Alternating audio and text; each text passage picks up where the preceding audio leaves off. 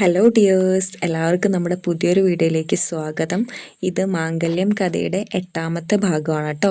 ബാക്കി ഭാഗങ്ങളുടെ ലിങ്ക് ഞാൻ ഡിസ്ക്രിപ്ഷൻ ബോക്സിൽ കൊടുക്കാം. അതുപോലെ തന്നെ നമ്മുടെ ചാനലിൽ കയറി നോക്കിക്കഴിഞ്ഞാൽ നിങ്ങൾക്ക് കാണാൻ പറ്റും. അപ്പോൾ നമുക്ക് കഥയിലേക്ക് കിടക്കാം. സ്റ്റേജിൽ ലൈറ്റുകൾ തെളിഞ്ഞു. ചെറിയ കുട്ടികളുടെ പ്രാർത്ഥനാ നൃത്തം തുടങ്ങിയപ്പോൾ ഹാളിലാകെ ഒരു പ്രത്യേക ശാന്തതയായിരുന്നു. ഒരേ നിറത്തിലുള്ള പട്ടുപാവാടയൊക്കെ ഇട്ട് ആ കുരുന്നുകൾ കൈകൂപ്പി നൃത്തം വെച്ചപ്പോൾ സദസ്സിലിരുന്ന എല്ലാവരുടെയും മുഖത്തൊരു ചിരി വിടർന്നു. മുൻനിരയിൽ തന്നെ കാശിയുടെ അമ്മ ജാനകിയും മുത്തശ്ശിയുമുണ്ട്. അവരുടെ തൊട്ടടുത്ത് തന്നെ കാശിയുടെ വല്യച്ഛൻ മാധവനും ഭാര്യ ശാരദയും ഇരിപ്പുണ്ട്. പരിപാടികൾക്കുള്ള ചിലവൊക്കെ കണ്ട് ശാരദയുടെ മുഖത്ത് നല്ല പുച്ഛമുണ്ട്. എന്തിനാ ഈ പൈസയൊക്കെ ഇങ്ങനെ വെറുതെ കളയുന്നത് എന്നൊരു ഭാവം. ഡാൻസ് കഴിഞ്ഞ് പിള്ളേർ ഓടി സ്റ്റേജിന് പിന്നിലേക്ക് വന്നപ്പോൾ ഇന്ദു അവരെ വാരി പുണർന്നു. സൂപ്പറായിരുന്നു കേട്ടോ എൻ്റെ മക്കള്, ഒട്ടും തെറ്റ് വരുത്തിയില്ലല്ലോ. ഒരു കുട്ടി ഓടി വന്ന് ഇന്ദുവിനെ കെട്ടിപ്പിടിച്ച് ഉമ്മ കൊടുത്തു. അത് കഴിഞ്ഞ് പാട്ടും നാടകവും പ്രസംഗവും ഒക്കെ ആയിട്ട് പരിപാടികൾ അങ്ങനെ തകർത്ത് മുന്നോട്ട് പോവുകയാണ്. ഇതിനിടയിലൊക്കെ കാശി ഇടയ്ക്ക് വന്ന് കുട്ടികൾക്ക് വെള്ളം കൊടുത്തോ, അടുത്ത പരിപാടി റെഡിയാണോ എന്നൊക്കെ ചോദിക്കുന്നുണ്ട്. ജോലി തിരക്കിലായതുകൊണ്ട് ഇന്ദുവും കൂടുതലൊന്നും ശ്രദ്ധിക്കാൻ പോയില്ല. ഉച്ച കഴിഞ്ഞപ്പോഴേക്കും ആളുകൾ കൂടി വന്നു. പരിപാടികളുടെ അവസാന ഭാഗത്തേക്ക് കടക്കുകയാണ്. അവസാനത്തെ ഗ്രൂപ്പ് ഡാൻസും കഴിഞ്ഞ് ഇന്ദു വിയർപ്പൊക്കെ തുടച്ച് ഒരു കസേരയിലേക്ക് ഇരിക്കുമ്പോഴാണ് സ്റ്റേജിൽ നിന്ന് ആങ്കർ ചെയ്യുന്ന കുട്ടിയുടെ അനൗൺസ്മെന്റ് മുഴങ്ങിയത്. പ്രിയപ്പെട്ടവരെ, നമ്മുടെ സ്കൂളിലെ കുട്ടികളുടെ പരിപാടികൾ ഇവിടെ പൂർണ്ണമാവുകയാണ്. പക്ഷേ ഇതുകൊണ്ടൊന്നും തീരുന്നില്ല. ഇനി നിങ്ങൾക്കായി ഒരു സർപ്രൈസ് കാത്തിരിപ്പുണ്ട്. നമ്മുടെ സ്വന്തം ഇന്ദു ടീച്ചർ അവതരിപ്പിക്കുന്ന ഒരു മനോഹരമായ നൃത്തം. വെള്ളം കുടിച്ചുകൊണ്ടിരുന്ന ഇന്ദു ഇത് കേട്ട് ഞെട്ടിത്തെറിച്ചുപോയി. അവൾ കണ്ണു തള്ളി മീരയെ നോക്കി. മീര അപ്പോഴേക്കും ചിരി അടക്കി പിടിച്ച് വേറെ എങ്ങോട്ടോ നോക്കി നിൽക്കുകയാണ്. Teacher, teacher, Indu teacher! ഹാളിലിരുന്ന കുട്ടികൾ ഒന്നാകെ ആർത്തു വിളിക്കാൻ തുടങ്ങി. ഇന്ദുവിന് എന്തു ചെയ്യണമെന്നറിയാത്ത അവസ്ഥയായി. അവൾ മീരയുടെ അടുത്തേക്ക് ചെന്നു. എടീ, നീയാണോ ഈ പണി ഒപ്പിച്ചത്? ഞാൻ കളിക്കില്ലാട്ടാ. ഇത്രയും ആളുകളുടെ മുന്നിലോ? ഇന്ദു പരിഭ്രമത്തോടെ പറഞ്ഞു. പോയി കളിച്ചിട്ട് വാടി, പിള്ളേരുടെ ആഗ്രഹമല്ലേ. മീര അവളെ സമാധാനിപ്പിച്ചു. അപ്പോഴേക്കും മുൻനിരയിലിരുന്ന ജാനകി അമ്മയും സ്നേഹത്തോടെ ഇന്ദുവിനെ സ്റ്റേജിലേക്ക് കയറാൻ കൈ കാണിച്ചു. ഇനി ഒഴിഞ്ഞു മാറാൻ പറ്റില്ലെന്ന് ഉറപ്പായപ്പോൾ ഇന്ദു മെല്ലെ സാരിയുടെ മുന്താണി ഒന്നുകൂടി ശരിയാക്കി സ്റ്റേജിലേക്ക് കയറി. ഹാളിലാകെ വലിയ കയ്യടിയായിരുന്നു. മ്യൂസിക് പ്ലേ ചെയ്തു. ആദ്യത്തെ ഒരു നിമിഷം ഇന്ദു കണ്ണുകൾ അടച്ചു നിന്നു. പിന്നെ അവളുടെ കാലുകൾ താളത്തിനൊപ്പം ചലിക്കാൻ തുടങ്ങി. ഡാൻസ് പഠിപ്പിക്കുന്ന വെറുമൊരു ടീച്ചറല്ല, നൃത്തത്തെ ജീവന് തുല്യം സ്നേഹിക്കുന്ന ഒരു യഥാർത്ഥ കലാകാരിയുടെ ചുവടുകളായിരുന്നു അത്. സദസ് ഒന്നാകെ ആ നൃത്തം കണ്ട് വിസ്മയിച്ചിരുന്നു. ഇതൊന്നും കാണാതെ സ്റ്റേജിന്റെ വശത്ത് ഫോണിൽ ആരോടോ സംസാരിച്ചു നിൽക്കുകയായിരുന്നു നമ്മുടെ കാശി. പെട്ടെന്ന് ഉയർന്ന കയ്യടി കേട്ട് അവൻ തിരിഞ്ഞു നോക്കുമ്പോൾ സ്റ്റേജില് സാക്ഷാൽ ഇന്ദു. കാശിയുടെ കാലുകൾ അവിടെ ഒന്ന് ഉറച്ചുപോയി. യാതൊരു ഭാവമാറ്റവും മുഖത്തില്ലെങ്കിലും അവന്റെ കണ്ണുകൾ അവളിൽ ഉടക്കി നിന്നു. അവന്റെ മനസ്സിലൂടെ എന്തൊക്കെയോ പഴയ ഓർമ്മകൾ ഒരു മിന്നൽ പോലെ കടന്നുപോയി. ഒരു കൊലുസിന്റെ ശബ്ദം, പഴയ ഒരു സന്ധ്യ. പക്ഷെ അതിനപ്പുറം ആ ഓർമ്മകളെ അവൻ വേഗം തടഞ്ഞു നിർത്തി. അവൻ വീണ്ടും ഇന്ദുവിന്റെ നൃത്തത്തിലേക്ക് തന്നെ നോക്കി നിന്നു. പക്ഷേ അവിടെ മറ്റൊരു നോട്ടം കൂടി ഇന്ദുവിന്റെ മേലുണ്ടായിരുന്നു. രാജേഷ് സാർ. കാമവും ആർത്തിയും നിറഞ്ഞ ആ വഷളൻ നോട്ടം ഇന്ദുവിനെ തന്നെ വിഴുങ്ങുന്നത് പോലെ ഉണ്ടായിരുന്നു. അപ്പോഴാണ് രാജേഷ് കാശിയെ ശ്രദ്ധിച്ചത്. കാശി കണ്ണെടുക്കാതെ ഇന്ദുവിനെ തന്നെ നോക്കുന്നത് കണ്ടപ്പോൾ രാജേഷിന്റെ മുഖത്തെ ചിരി മാഞ്ഞു. അവന്റെ ഉള്ളിൽ ഒരുതരം പകയും അസൂയയും പുകയാൻ തുടങ്ങിയിരുന്നു. അവസാനത്തെ സ്റ്റെപ്പും വെച്ച് ഇന്ദു നിശ്ചലമായി നിന്നപ്പോൾ ഹാളിൽ വലിയൊരു കയ്യടി മുഴങ്ങി. കുട്ടികൾ എഴുന്നേറ്റ് നിന്ന് ആർത്തു വിളിച്ചു. പെട്ടെന്ന് ജാനകിയമ്മ സീറ്റിൽ നിന്ന് എഴുന്നേറ്റ് സ്റ്റേജിലേക്ക് വന്നു. അവർ തന്റെ വിരലിൽ കിടന്ന ഒരു സ്വർണ്ണമോതിരം ഊരി ഇന്ദുവിന്റെ കൈ പിടിച്ച് അതിലേക്ക് അണിയിച്ചു കൊടുത്തു. മാഡം, അയ്യോ, ഇതെന്തിനാ എന്ന് ഇന്ദു ചോദിച്ചെങ്കിലും ഇത് നിന്റെ നല്ല മനസ്സിനും കഴിവിനുമുള്ള എൻ്റെ സമ്മാനമാണ് മോളെ എന്ന് പറഞ്ഞ് ജാനകിയമ്മ അവളെ ചേർത്ത് പിടിച്ചു. ഈ കാഴ്ച കണ്ടു നിൽക്കുന്ന കാശിയുടെ ചുണ്ടിൽ ആരും കാണാതെ ഒരു ചെറിയ പുഞ്ചിരി വിടർന്നിരുന്നു. പരിപാടികളൊക്കെ കഴിഞ്ഞ് ആളുകൾ പിരിഞ്ഞു തുടങ്ങി. എടി മീരേ, ഞാൻ ഈ സാരി ഒന്ന് നേരാക്കിയിട്ട് വരാം എന്ന് പറഞ്ഞ് ഇന്ദു ഡ്രസ്സിംഗ് റൂമിലേക്ക് നടന്നു. ഇതേ സമയം വരാന്തയിൽ ഫോണിൽ സംസാരിച്ചുകൊണ്ട് നിൽക്കുകയായിരുന്നു കാശി. രാജേഷ് അങ്ങോട്ടിങ്ങോട്ട് നോക്കി ആരുമില്ലെന്ന് ഉറപ്പുവരുത്തി ഡ്രസ്സിംഗ് റൂമിലേക്ക് കയറി പോകുന്നത് കാശിയുടെ കണ്ണിൽ പെട്ടു. കാശിയുടെ നെറ്റി ചുളിഞ്ഞു. എന്തോ ഒരു പന്തികേട് അവന് തോന്നി. അവൻ ഫോൺ കട്ട് ചെയ്ത് വേഗം അങ്ങോട്ട് നടന്നു. ഡ്രസ്സിംഗ് റൂമിൽ കണ്ണാടിക്ക് മുന്നിൽ നിന്ന് സാരിയുടെ പ്ലീറ്റ് ശരിയാക്കുകയായിരുന്നു ഇന്ദു. അപ്പോഴാണ് വാതിൽ തുറക്കുന്ന ശബ്ദം കേട്ടത്. മീരേ, നീ വന്നോ എന്ന് ചോദിച്ച് തിരിഞ്ഞു നോക്കിയ ഇന്ദു ഞെട്ടിപ്പോയി. രാജേഷ്. അവൻ പതുക്കെ വാതിലടച്ച് കുറ്റിയിട്ട് അവൾക്ക് നേരെ നിന്നു. അവൻ്റെ കണ്ണുകൾ അവളുടെ ശരീരത്തിലായിരുന്നു. സാർ, എന്തവിടെ? പുറത്തേക്ക് പോകൂ. ഇന്ദുവിൻ്റെ ശബ്ദത്തിൽ ഭയമുണ്ടായിരുന്നു. അവൾ വേഗം സാരി ശരിയാക്കി മാറി നിന്നു. രാജേഷ് ഒരു വഷളൻ ചിരിയോടെ പറഞ്ഞു, ഒന്നുമില്ല ഇന്ദു, ഞാൻ നിന്നെ ഒന്ന് കാണാൻ വന്നതാ. ഒരു കാര്യം കുറേ നാളായി പറയണമെന്ന് വിചാരിക്കുന്നു. എനിക്ക് നിന്നെ അത്രയ്ക്ക് ഇഷ്ടമാണ്. ഇവിടെ ഇപ്പോൾ വേറെ ആരുമില്ല, നമ്മൾ മാത്രമേ ഉള്ളൂ. മര്യാദയ്ക്ക് പുറത്തേക്ക് ഇറങ്ങിപ്പോടോ, അല്ലെങ്കിൽ ഞാൻ ആളുകളെ വിളിച്ചു കൂട്ടും. ഇന്ദു ദേഷ്യം കൊണ്ട് വിറയ്ക്കുകയായിരുന്നു. അവൾ വാതിലിനടുത്തേക്ക് പോകാൻ ശ്രമിച്ചെങ്കിലും രാജേഷ് അവളെ തടഞ്ഞു നിർത്തി. എന്താടി, ഇപ്പൊ നിന്നെ തൊട്ട പൊള്ളുവോ? ആ കാശിനാഥനെ കണ്ടത് മുതൽ നിനക്ക് വേറെ ആരെയും വേണ്ടാതായല്ലേ? അവൻ കുറച്ചുകൂടി അടുത്തേക്ക് വരാൻ ശ്രമിച്ചു. പെട്ടെന്നാണ് ഒരു ഇടിമുഴക്കം പോലെ ഡ്രസ്സിംഗ് റൂമിന്റെ വാതിൽപ്പാളികൾ തകർക്കുന്ന വേഗത്തിൽ തുറക്കപ്പെട്ടത്. അവിടെ സാക്ഷാൽ കാശിനാഥൻ. കാശിയുടെ കണ്ണിൽ അപ്പോൾ ചോര തിളയ്ക്കുന്നുണ്ടായിരുന്നു. രാജേഷ് ഒന്ന് പതറി പിന്നോട്ട് മാറി. ഇന്ദു ജീവൻ തിരിച്ചു കിട്ടിയതുപോലെ കരയാൻ തുടങ്ങുന്ന കണ്ണുകളോടെ കാശിയെ നോക്കി. കാശി വളരെ ശാന്തമായി, എന്നാൽ വല്ലാത്തൊരു കടുപ്പത്തിൽ ഇന്ദുവിനോട് പറഞ്ഞു, ടീച്ചർ പുറത്തേക്ക് പോയിക്കോളൂ. ഇന്ദു ഒന്നും പറയാതെ വേഗം പുറത്തേക്ക് നടന്നു. കാശി മെല്ലെ ഡ്രസ്സിംഗ് റൂമിന്റെ വാതിലടച്ചു. പിന്നെ നേരെ രാജേഷിന്റെ അടുത്തേക്ക് ചെന്നു. ഇനി പറയടാ, ഇവിടെ എന്തായിരുന്നു നടന്നിരുന്നത്? കാശിയുടെ ശബ്ദം താഴ്ന്നതായിരുന്നു. പക്ഷേ അതിലൊരു കൊടുങ്കാറ്റുണ്ടായിരുന്നു. അത് സാർ, ഞാനും ഇന്ദുവും തമ്മിൽ ഇഷ്ടത്തിലായിരുന്നു. അവളിപ്പോൾ അത് നിഷേധിക്കുകയാ. രാജേഷ് വിയർക്കാൻ തുടങ്ങിയിരുന്നു. ഒരു പെണ്ണ് ഡ്രസ്സ് മാറാൻ കയറിയ റൂമിലേക്ക് അനുവാദമില്ലാതെ കയറി വാതിലടയ്ക്കുന്നതാണാടാ നിന്റെ സംസാരം? കാശി ഒരടി മുന്നോട്ട് വെച്ച് ദേഷ്യം കടിച്ചു പിടിച്ച് ചോദിച്ചു. അപ്പോഴേക്കും പുറത്ത് വലിയ ബഹളമായി. സ്റ്റാഫ് റൂമിൽ ഉണ്ടായിരുന്നവരും മീരയും ഓടിയെത്തി. ഇന്ദു പേടിച്ച് വിറച്ച് നിൽക്കുന്നത് കണ്ട് മീര ചോദിച്ചു, എന്താ പ്രശ്നം? ഇന്ദുവിനൊന്നും മിണ്ടാൻ പോലും കഴിഞ്ഞില്ല. അവൾ പൊട്ടിക്കരയുകയായിരുന്നു. പരിപാടികൾ കഴിഞ്ഞ് ഇറങ്ങുകയായിരുന്ന ജാനകിയമ്മയും മുത്തശ്ശിയും മാധവനും ശാരദയൊക്കെ ഈ ആൾക്കൂട്ടം കണ്ട് അങ്ങോട്ട് വന്നു. ഡ്രസ്സിംഗ് റൂമിനകത്ത് കാശി രാജേഷിനെ ചോദ്യം ചെയ്യുന്നത് എല്ലാവർക്കും കേൾക്കാമായിരുന്നു. പുറത്ത് ആളുകൾ കൂടിയിട്ടുണ്ടെന്നും കാശിയുടെ കുടുംബം അവിടെയുണ്ടെന്നും മനസ്സിലാക്കിയ രാജേഷ് തൻ്റെ തെറ്റ് മറയ്ക്കാൻ ഏറ്റവും വൃത്തികെട്ട ഒരു കളി കളിക്കാൻ തീരുമാനിച്ചു. അവൻ വാതിൽ തുറന്ന് പുറത്തേക്ക് വന്നു. എല്ലാവരെയും നോക്കി ഉറച്ച ശബ്ദത്തിൽ അവൻ വിളിച്ചു പറഞ്ഞു, അതെ സാർ, ഞാനും ബിന്ദുവും തമ്മിൽ ഇഷ്ടത്തിലായിരുന്നു. എന്നെ ഒഴിവാക്കാൻ ഇപ്പോൾ അവൾ കള്ളം പറയുകയാണ്. ഇത് കേട്ടതും ഇന്ദു നെട്ടിത്തരിച്ചുപോയി. സാർ, ഇയാൾ നുണ പറയുകയാ, എന്നെ അപമാനിക്കാൻ ശ്രമിച്ചു ഇയാള്, ഇന്ദു വിറയ്ക്കുന്ന ശബ്ദത്തിൽ പറഞ്ഞു. കാശി രാജേഷിന്റെ മുഖത്ത് നിന്ന് കണ്ണു മാറ്റിയില്ല.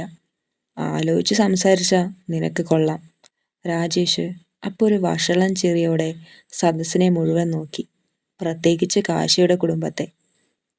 പിന്നെ അവൻ വിളിച്ചു പറഞ്ഞു, സാർ എന്തിനാ ഇങ്ങനെ കിടന്ന് തിളയ്ക്കുന്നത്? ഈ ടീച്ചറെ ഇത്രയ്ക്ക് പൊതിഞ്ഞു പിടിക്കാൻ മാത്രം എന്ത് ബന്ധമാണ് നിങ്ങൾ തമ്മിൽ? ചുമ്മാ പത്രാസ് കാണിക്കില്ല സാറേ. ഇന്നലെ രാത്രി ഈ വാർഷികത്തിന്റെ പ്രാക്ടീസും കഴിഞ്ഞ് ഇവർ സാറിന്റെ കാറിൽ കയറി പോയത് ഞാൻ കണ്ടതാ. അതും ആരുമില്ലാത്ത സമയത്ത്. ബാക്കി ടീച്ചർമാരൊക്കെ ബസ്സിലും ഓട്ടോയിലും പോയപ്പോൾ ഇവർക്ക് മാത്രം എന്താ സാറിന്റെ കാറിൽ ഇത്ര സ്പെഷ്യൽ സീറ്റ്? രാജേഷിന്റെ ഓരോ വാക്കും അവിടെ ഇടുത്തി പോലെയാണ് വീണത്. എല്ലാവരും ഞെട്ടലോടെ പരസ്പരം നോക്കി. കാശിയുടെ കുടുംബം അക്ഷരാർത്ഥത്തിൽ സ്തംഭിച്ചുപോയി. ശാരദ മുഖം കൂട്ടി. ഇതൊക്കെ ഞാൻ പണ്ടേ പ്രതീക്ഷിച്ചതാ എന്ന മാട്ടിൽ നിന്നു. രാജേഷ് നിർത്തിയില്ല. അവൻ ഇന്ദുവിനെ നോക്കി പുച്ഛത്തോടെ പറഞ്ഞു, കുറച്ച് ദിവസമായി ഞാൻ ശ്രദ്ധിക്കുന്നു, സാറിന്റെ കണ്ണ് ഇവളുടെ മേലെയാ. എന്നെ പുറത്താക്കിയാലും നാട്ടുകാരുടെ വായടപ്പിക്കാൻ സാറിന്റെ ഈ കാശ് കൊണ്ടൊന്നും പറ്റില്ല. എന്നെ തഴഞ്ഞ് ഇപ്പൊ ഈ കാശുകാരനെ കിട്ടിയപ്പോ നിനക്കെന്നെ വേണ്ടാതായില്ലടി. രാത്രി ഇവന്റെ വണ്ടിയിൽ കറങ്ങി നടന്നിട്ട് ഇപ്പൊ ഇവിടെ വന്ന് പതിവ്രത ചമയുന്നോ നീ? നിർത്തടാ. മീര ദേഷ്യം വന്ന് മുന്നോട്ടാഞ്ഞെങ്കിലും കാശി കൈ ഉയർത്തി അവളെ തടഞ്ഞു. കാശിയുടെ കണ്ണിലെ തീ ആളിക്കത്തുകയായിരുന്നു. ഒരു നിമിഷം പോലും അവൻ ചിന്തിച്ചില്ല. ഒറ്റ കുതിപ്പിന് ചെന്ന് രാജേഷിന്റെ ഷർട്ടിന്റെ കോളറിൽ കുത്തിപ്പിടിച്ച് അവനെ ചുമരിലേക്ക് ഒറ്റയടിക്ക് ചേർത്ത് നിർത്തി. രാജേഷിന്റെ കാലുകൾ നിലത്ത് നിന്ന് ഉയർന്നു പോയിരുന്നു. ഇനി ഒരക്ഷരം നിന്റെ നാവിൽ നിന്ന് വീണ നാവറുത്ത് ഞാൻ പട്ടിക്കിട്ട് കൊടുക്കും. കാശിയുടെ ശബ്ദം സ്കൂൾ വരാന്തയിലാകെ അലറി പ്രതിധ്വനിച്ചു.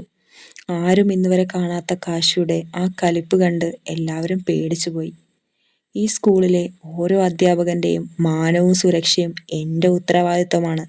എൻ്റെ വണ്ടിയിൽ ആര് കയറണം, ആരെ ഞാൻ കൊണ്ടുവിടണമെന്ന് തീരുമാനിക്കുന്നത് ഞാനാണ്.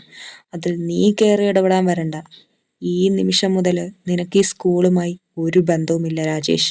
ഇറങ്ങിപ്പോടാ പുറത്ത്. കാശി അവനെ പിടിച്ച് പുറത്തേക്ക് ഒറ്റ തള്ളായിരുന്നു. രാജേഷിനെ സുരക്ഷാ ജീവനക്കാർ വന്ന് പിടിച്ച് ഗേറ്റിന് പുറത്തേക്ക് കൊണ്ടുപോകുമ്പോഴും അവൻ വിളിച്ചു പറയുന്നുണ്ടായിരുന്നു, നിങ്ങൾക്കൊക്കെ എന്നെ പുറത്താക്കാം, പക്ഷെ നാട്ടുകാർക്കിടയിൽ ഇവർ തമ്മിലുള്ള ഈ ഇടപാട് ഞാൻ പാട്ടാക്കും. കണ്ടോ നീ. രാജേഷ് പോയെങ്കിലും അവൻ വലിച്ചെറിഞ്ഞ ആ വൃത്തികെട്ട വാക്കുകൾ അവിടെ നിന്നവരുടെ എല്ലാം മനസ്സിൽ വലിയൊരു ചോദ്യചിഹ്നമായി മാറി. ഇന്ദുവിന് ഇനി അവിടെ നിൽക്കാൻ പോലും കഴിഞ്ഞില്ല. ഒരു നിമിഷം കൊണ്ട് തന്നെ തൻ്റെ മാനവും വിലയും എല്ലാവരുടെയും മുന്നിൽ വെച്ച് ആരോ പിച്ച് ചീന്തിയതുപോലെ അവൾക്ക് തോന്നി. കാശിയുടെ വീട്ടുകാരുടെ മുന്നിൽ വെച്ച് അങ്ങനെ കേൾക്കേണ്ടി വന്നത് അവൾക്ക് സഹിക്കാൻ പറ്റിയില്ല. മുഖം പൊത്തി കരഞ്ഞുകൊണ്ട് അവൾ ആൾക്കൂട്ടത്തെ വകഞ്ഞു മാറ്റി ഗേറ്റിന് പുറത്തേക്ക് ഓടി. ഇന്ദു എന്ന് വിളിച്ച് മീരയും അവളുടെ പിന്നാലെ ഓടി. കാശി അവിടെ തന്നെ നിന്നു. അവൻ്റെ നെഞ്ച് ഇപ്പോഴും ദേഷ്യം കൊണ്ട് വികസിക്കുകയും ചുരുങ്ങുകയും ചെയ്യുന്നുണ്ടായിരുന്നു. അവൻ അവിടെ നിന്നവരെയൊക്കെ ഒന്ന് പാളി നോക്കി. എല്ലാവരുടെയും നോട്ടത്തിൽ സംശയമുണ്ടായിരുന്നു. കാശി ഒന്നും മിണ്ടാതെ തൻ്റെ വണ്ടിയുടെ അടുത്തേക്ക് നടന്നു. ഹരിശ്രീ. വാർഷികാഘോഷം കഴിഞ്ഞ് വീട്ടിലെത്തിയിട്ടും ആ വലിയ ഹാളിൽ വല്ലാത്തൊരു മൂകതയായിരുന്നു. ആർക്കും പരസ്പരം മുഖത്ത് നോക്കാൻ പോലും കഴിയാത്ത അവസ്ഥ. ജാനകിയമ്മ ഒരു ചെയറിലേക്ക് തളർന്നിരുന്നു. മുത്തശ്ശിക്ക് ഇതെല്ലാം കണ്ട് ആകെ സങ്കടമായി. മാധവൻ തലയ്ക്ക് കൈയും കൊടുത്ത് നിശബ്ദനായിരിക്കുന്നുണ്ടായിരുന്നു. അപ്പോഴാണ് ശാരദ തൻ്റെ തനിനിറം പുറത്തെടുത്തത്. അവൾക്ക് കിട്ടിയ ഏറ്റവും വലിയൊരു അവസരമായിരുന്നു ഇത്. ഞാൻ അന്നേ പറഞ്ഞല്ലേ ഏട്ടത്തി, അവൾ ശബ്ദമുയർത്തി പറഞ്ഞു. എല്ലാവരും അവളെ നോക്കി. ഇതുപോലെയുള്ളവളുമാരെ സഹായിക്കാൻ പോകണ്ടെന്ന് കണ്ടില്ലേ ഇപ്പോ. കുറച്ചങ്ങോട്ട് അടുപ്പിച്ചപ്പോ ഒടുവിൽ നമ്മൾ കേൾക്കേണ്ടി വന്നത് എന്തൊക്കെയാ. നാട്ടുകാരുടെ മുന്നിൽ വെച്ച് ആ രാജേഷ് വിളിച്ചു പറഞ്ഞത് കേട്ടപ്പോ എനിക്ക് ശരിക്കും തല കറങ്ങിപ്പോയി. മാധവൻ പെട്ടെന്ന് പറഞ്ഞു. ശാരദേ, നീയൊന്നും മിണ്ടാതിരിക്കേ. വെറുതെ ഇരുന്ന് പ്രശ്നമുണ്ടാക്കാൻ നിൽക്കല്ലേ. പക്ഷെ അവള് നിർത്തിയില്ല. ഞാൻ എന്തിനാ മിണ്ടാതിരിക്കുന്നത്? കാര്യങ്ങൾ ഇങ്ങനെയൊക്കെ പോയാ ഇതിലും വലുത് കേൾക്കേണ്ടി വരും. പൈസ ഇല്ലാത്തവരാകുമ്പോൾ അവർക്ക് കാശുള്ളവരെ വീഴ്ത്താൻ എന്തും ചെയ്യാലോ. നാളെ ഇനി അവള് ഒരു കൊച്ചിനെയും കൊണ്ട് വന്നിട്ട് ഇത് നമ്മുടെ കാശിയുടെ കൊച്ചാണെന്ന് പറയില്ല എന്ന് എന്താ ഒരു ഉറപ്പ്? ശാരദേ. ജാനകിയമ്മ ഞെട്ടിപ്പോയി. പക്ഷെ ശാരദ അടങ്ങിയില്ല. സത്യമല്ലേ ഏട്ടത്തി ഞാൻ പറഞ്ഞത്? ഇങ്ങനെയൊക്കെ പറഞ്ഞ് അവസാനം ഇങ്ങോട്ട് കയറി വന്ന് ഈ വീട്ടിലും സ്വത്തിലും അവൾക്ക് അവകാശം സ്ഥാപിക്കാൻ വന്നാലോ? നമ്മൾ എന്തു ചെയ്യും? നാണം കെടുന്നത് നമ്മളല്ലേ. അപ്പോഴേക്കും ഹാളിൽ വലിയ കണ്ണാടി മേശപ്പുറത്തിരുന്ന ഫ്ലവർ വേസ് നിലത്ത് വീണ് വലിയ ശബ്ദത്തോടെ ചിതറി. എല്ലാവരും ഞെട്ടിത്തിരിഞ്ഞ് നോക്കുമ്പോൾ സ്റ്റെപ്പുകൾക്ക് താഴെ കാശി നിൽക്കുന്നുണ്ടായിരുന്നു. അവൻ അവിടെ വന്ന് നിന്നിട്ട് കുറച്ചു നേരമായി എന്ന് തോന്നുന്നു. അവൻ്റെ കണ്ണുകൾ ചുവന്നിരുന്നു. മുഖം ദേഷ്യം കൊണ്ട് വലിഞ്ഞു മുറുകിയിരുന്നു. കഴുത്തിലെ ഞരമ്പുകൾ തുടിക്കുന്നുണ്ട്. മുറിയിലാകെ ശ്മശാന മൂകത. അവൻ ശാരദയെ തുറിച്ചു നോക്കി. പിന്നെ അത്രയും ഉറച്ച ശബ്ദത്തിൽ അലറിക്കൊണ്ട് പറഞ്ഞു, മതി. അവൻ്റെ ശബ്ദം ആ വീടാകെ മുഴങ്ങി. ഇനി അവളെക്കുറിച്ച് ഇവിടെ ആരും ഒരു അക്ഷരം മിണ്ടിപ്പോകരുത്. ആ വിഷയം ഇവിടെ അവസാനിച്ചു. ഇനി വീട്ടിൽ ഇതിനെക്കുറിച്ച് ചർച്ച ചെയ്യാൻ ആരും നിൽക്കണ്ട. അത്രയും പറഞ്ഞ് അവൻ തിരിഞ്ഞ് വേഗത്തിൽ പടികളിറങ്ങി പുറത്തേക്ക് നടന്നു. അവൻ്റെ ഓരോ ചുവടിനും ഭയങ്കര ശക്തിയുണ്ടായിരുന്നു. ശാരദ ഞെട്ടലോടെ ജാനകിയമ്മയെ നോക്കി പതുക്കെ പറഞ്ഞു, എടത്തി, കണ്ടോ അവൻ്റെ കലിപ്പ്. അവളെക്കുറിച്ചൊരു വാക്ക് പറഞ്ഞത് അവന് സഹിക്കാൻ പറ്റിയില്ല. ജാനകി ഒന്നും പറഞ്ഞില്ല. പക്ഷെ അവരുടെ മനസ്സിൽ ആദ്യമായി ഒരു ചോദ്യം വല്ലാതെ അലട്ടാൻ തുടങ്ങി. കാശിക്ക് അവളോട് വെറുമൊരു സഹതാപം മാത്രമാണോ? അതോ രാജേഷ് പറഞ്ഞതുപോലെ അവൻ്റെ മനസ്സിൽ മറ്റെന്തെങ്കിലും ഉണ്ടാവുമോ?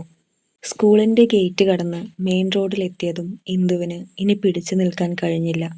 അതുവരെ അടക്കി വെച്ച സങ്കടവും അപമാനവും മുഴുവൻ ഒറ്റയടിക്ക് പുറത്തു വന്നു. റോഡരികിലെ ഒരു സിമന്റ് ബെഞ്ചിലേക്ക് അവൾ തളർന്നിരുന്നു. മുഖം പൊത്തി അവൾ തേങ്ങിക്കരഞ്ഞു. ഇന്ദു! മീര പെട്ടെന്ന് അവളുടെ അരികിലിരുന്ന് കയ്യിൽ മുറുകെ പിടിച്ചു. എടി കരയല്ലേ പ്ലീസ്, നീ എന്തിനങ്ങനെ കരയുന്നേ? ഇന്ദു തലകുലുക്കി. എനിക്ക് എനിക്ക് സഹിക്കാൻ പറ്റുന്നില്ല മീരെ. ഞാൻ എന്ത് തെറ്റ് ചെയ്തിട്ടാ അവൻ എല്ലാവരുടെയും മുന്നിൽ വെച്ച് എന്നെ ഇങ്ങനെയൊക്കെ പറഞ്ഞത്? ഇന്നലെ ബസ് കിട്ടാതെ വന്നപ്പോൾ സാറെന്നെ ഡ്രോപ്പ് ചെയ്തതല്ലേ, അതിനാണ് അവൻ ഇങ്ങനെയൊക്കെ വൃത്തികേട് പറഞ്ഞത്.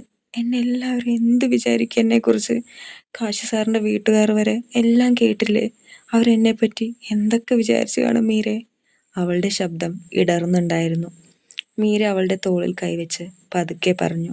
ഡി, ആദ്യം നീ ഒന്ന് സമാധാനപ്പെട്. നീ കരഞ്ഞിട്ട് ഇപ്പം എന്ത് മാറാനാ? ഇന്ദു കണ്ണുനീർ തുടച്ചെങ്കിലും വീണ്ടും ഒഴുക്കിക്കൊണ്ടിരുന്നു. എനിക്ക് ഇനി ആ സ്കൂളിൽ പോകാൻ പോലും തോന്നുന്നില്ല മീരെ. ആ കാശി സാറിൻ്റെ മുഖത്ത് ഞാൻ എങ്ങനെ നോക്കും? ആ രാജേഷ് പറഞ്ഞത് കേട്ട് ചിലരെങ്കിലും എന്നെ സംശയിക്കില്ലേ? എൻ്റെ അച്ഛൻ ഇപ്പോഴേ ക്യാൻസർ വന്ന് ആകെ തകർന്ന് കിടക്കുകയാ. ഇതിൻ്റെ ഇടയിൽ എൻ്റെ പേരിൽ ഇങ്ങനൊരു അപവാദം കൂടി അറിഞ്ഞാൽ അച്ഛനത് താങ്ങാൻ പറ്റില്ല മീരെ. മീര അവളുടെ കൈ ഒന്നുകൂടി മുറുകെ പിടിച്ചു. അതുകൊണ്ട് തന്നെയാണ് ഞാൻ പറയുന്നത്, നീ വീട്ടിൽ ചെന്നിട്ട് ഇങ്ങനെ കരഞ്ഞ മുഖവുമായി നിൽക്കരുത്. അച്ഛൻ കണ്ട എന്താ വിചാരിക്കുക? അവരെ കൂടി നീ വിഷമിപ്പിക്കണ്ട. ഇന്ദു പതുക്കെ കണ്ണുനീർ തുടച്ചു.